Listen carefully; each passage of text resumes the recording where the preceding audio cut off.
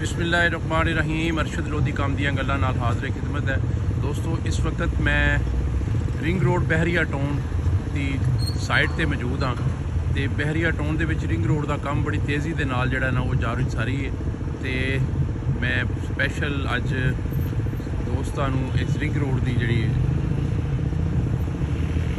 Authority है ring road बना रही है, मैं ज़रा उन्होंने मतलब दसना चाह रहा सा कि देखो रिंग रोड का काम कितनी तेज़ी के नाल हो रहा है।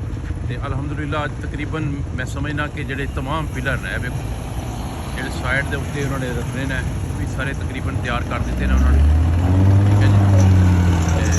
ये अलहमदुलिल्लाह तकरीबन तमाम पिलर जोड़े ने दूर तक बड़े नज़र आ रहे हैं कि पिलर सारे तैयार हो गए। और इस तरह बाकी काम भी जोड़े ने वो मुकम्मल कर रहे हैं, बड़ी तेज़ी के नाल काम हो रहा है। तो उन्होंने लेबर के टेंट लगे ने, दिन रात 24 घंटे काम होया।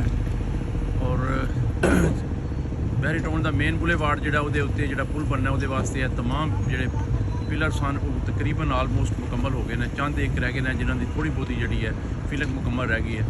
उस तो बाद रिंग रोड की बाकी जोड़े काम ने अलहमदुलिल्लाह बहुत तेज़ी के नाल हो रहे हैं। अगे तक मैं तुहानूं दिखाना चाह रहा, देखो ज़रा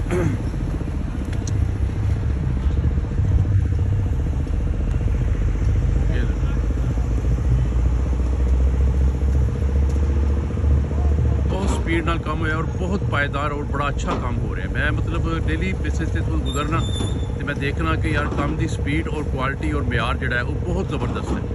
तो शुक्र अलहमदुलिल्लाह कि गौरमेंट पाकिस्तान को ख्याल आया कि कोई काम भी करने ने, वरना साबका दौर जो 4 साल का गुजरे वो किसी बंदे ने काम करने का तौफीक नहीं हुई, कोई डिवेलपमेंट का काम नहीं होया, कोई पूरे पाकिस्तान काम नहीं होया।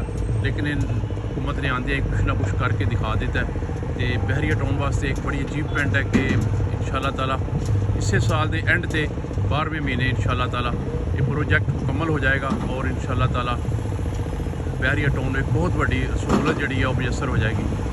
बिल्कुल अगर मैं लोकेशन की गल करा तो यह तुम देख सकते हो कि यह बिल्कुल पाकिस्तान की सब तो वड्डी जामिया मस्जिद बहरिया टाउन लाहौर जी है ये बिल्कुल नज़दीक। हाँ जी, इनू क्रॉस कर रहे हो जिस बहरी टाउन से क्रॉस करके बिल्कुल 1 2 3 4 तो 5 प्लाजे छड़ के उस तो बाद रिंग रोड जो है वो शुरू हो जाता है। अलहमदुलिल्लाह इसको फ्लाई ओवर बनेगा। बाकी तमाम रोड जो है वो तकरीबन 10 फुट हाइट को बनता जा रहा है, ठीक है जी।